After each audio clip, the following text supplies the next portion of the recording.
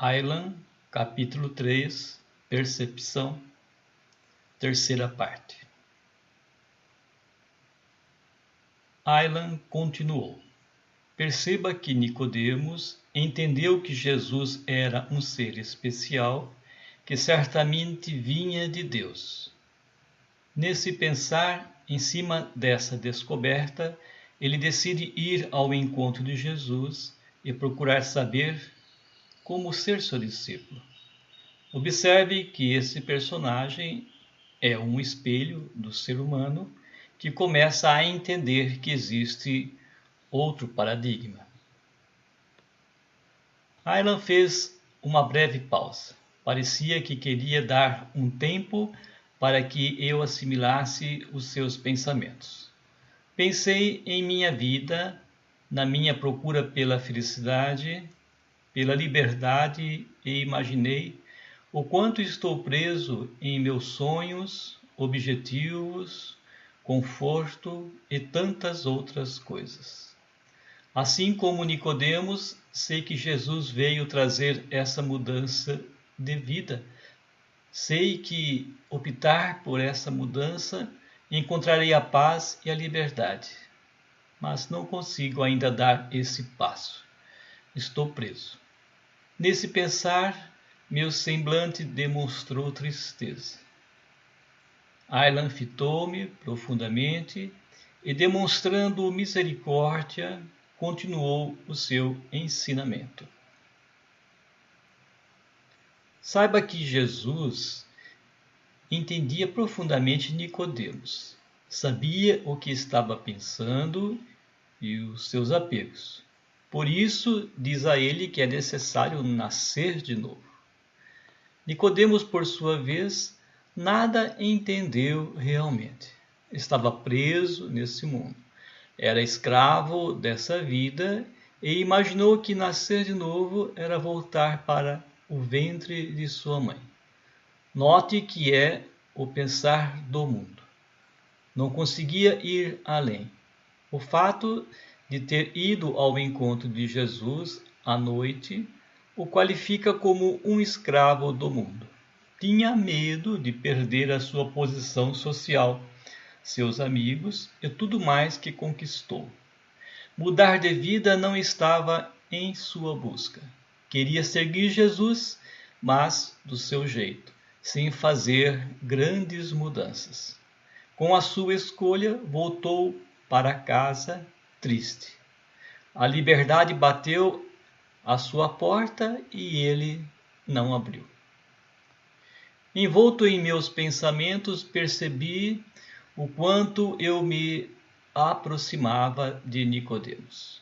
Como é difícil largar um prazer, uma conquista, valores, sonhos, mesmo sabendo que há outro caminho, outra forma de viver.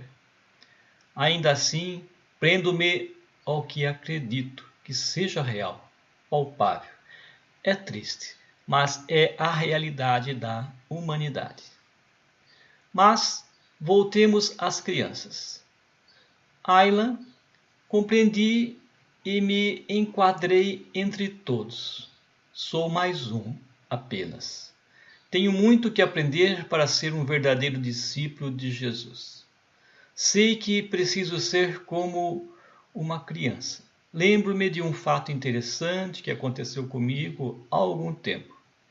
Estava com o meu filho, que na época contava com 2 anos de idade, esperando na calçada por uma pessoa. Como a demora da sua chegada era grande, meu filho agachou-se no chão e começou a brincar com algumas pedrinhas. Naquele momento, observando a cena, notei que estava profundamente entretido com as pedrinhas e não reparava o que estava acontecendo à sua volta. Sabe o que aconteceu, ela? Seu mundo parou. Fiz uma pausa tentando acertar os pensamentos e continuei. Esse sentido é o de parar o mundo, viver fora do mundo à parte. As crianças não veem barreiras à sua volta, são livres, desapegadas. Imagine as atitudes de uma criança. Faz o que quer e onde quer.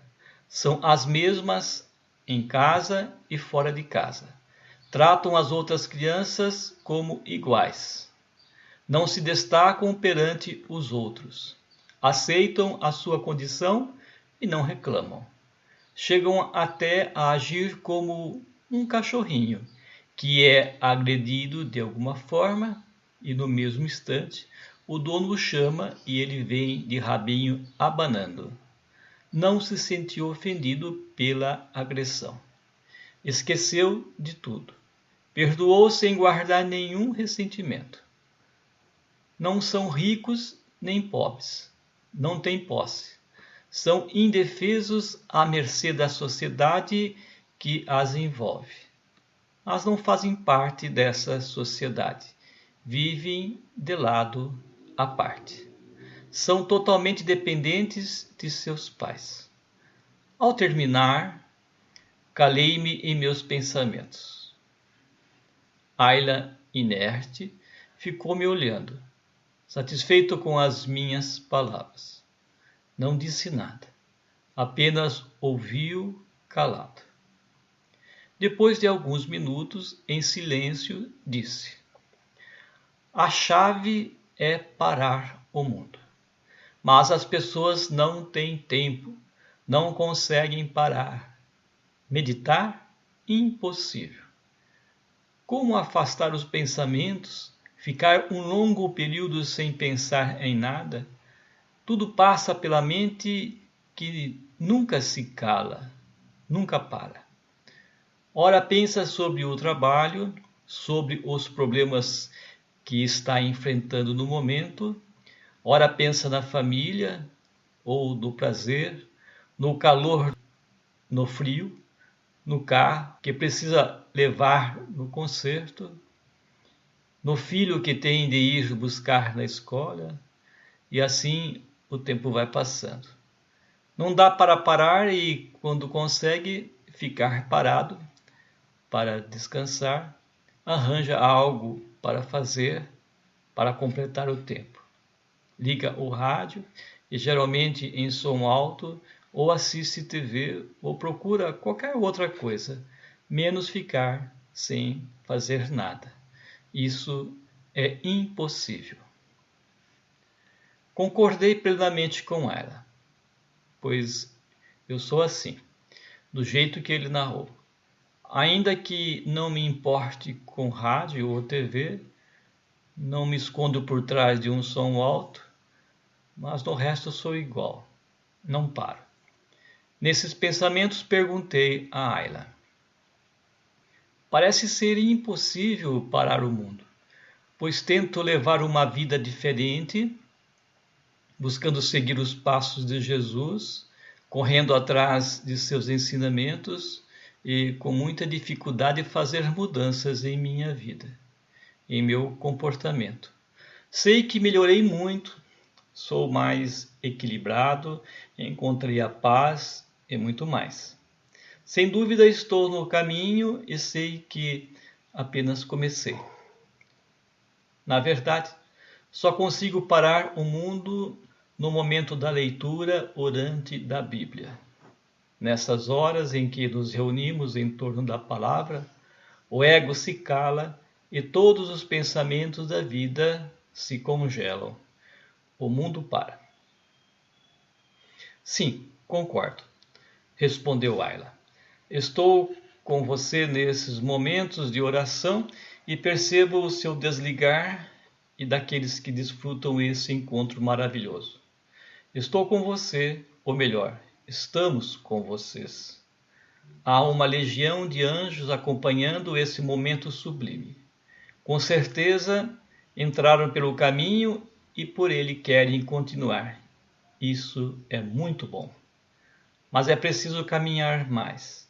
Fazer essa oração acontecer mais vezes durante a vida, no dia a dia.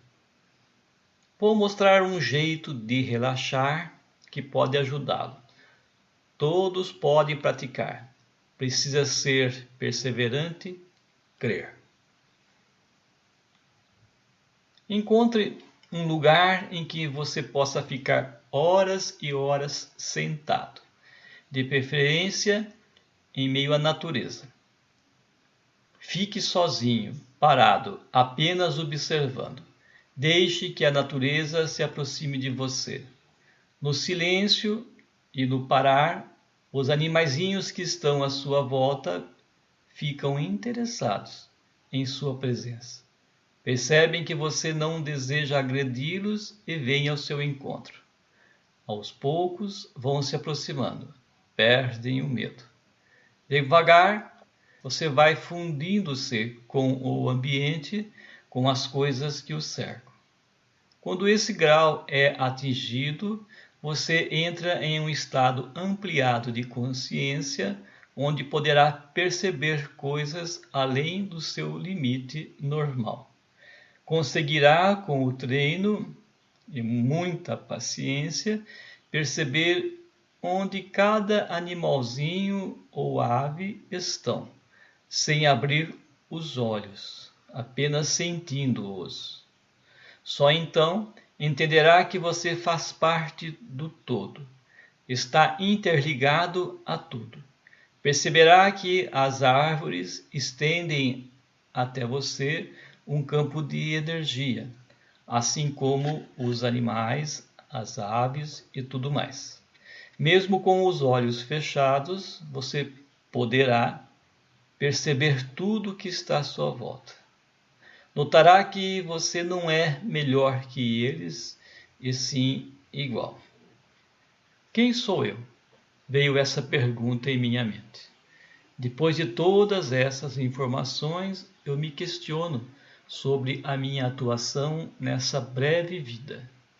Finalmente estou encontrando o meu lugar. Não deslocado, separado, mas sim fazendo parte do todo. Sim, você é igual, mas tem a capacidade de pensar e esse fator o distingue dos demais. Não que você seja melhor que eles. Fez uma pausa buscando a melhor forma para se expressar e continuou. Quero que você entenda que esse diferencial pode levá-lo a estar situado abaixo deles. Vou explicar melhor.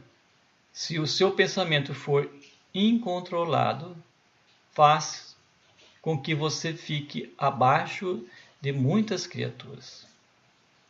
Deus deu para os homens a capacidade de escolha. Por isso, Jesus não cansava de advertir os seus discípulos, dizendo: vigiai. Fiquei pensando na grande força que tenho dentro de mim, o pensamento.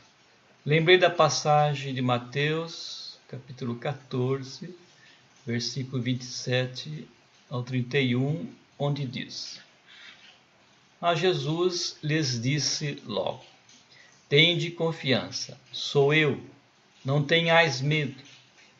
Pedro, interpelando-o, disse: Senhor, se és tu, manda que eu vá ao teu encontro sobre as águas. E Jesus respondeu: Vem. Descendo do barco, Pedro caminhou sobre as águas e foi ao encontro de Jesus. Mas, sentindo o vento, ficou com medo e, começando a afundar, gritou: Senhor, salva-me! Jesus estendeu a mão prontamente e o segurou, repreendendo-o: Homem fraco na fé, por que duvidaste? Dois fatores que são decisivos na nossa vida: medo e a dúvida. Aylan interrompeu o meu pensamento e disse: o apego à matéria, a proteção exagerada do eu, são os grandes vilões que atrapalham o desenvolvimento da humanidade. Se soubessem que são seres espirituais, fazendo uma experiência na matéria, Se tivessem a certeza dessa verdade, as coisas seriam bem diferentes. Faça a seguinte experiência. Imagine que você está morto e sendo velado em um velório. Sei que isso é incômodo, mas tente imaginar a cena. Fez um breve silêncio e disse: Já imaginou? Continuou: Tente imaginar que você está no local. Agora eu pergunto a você: onde você está? Pense. Com toda a certeza do mundo, você não estava se vendo no caixão, e sim de um ponto qualquer da sala. Pense nisso. Você não consegue se ver morto. É impossível. Isso acontece porque a morte não existe. Somos seres imortais. A vida continua. Aylan continuou com mais uma experiência.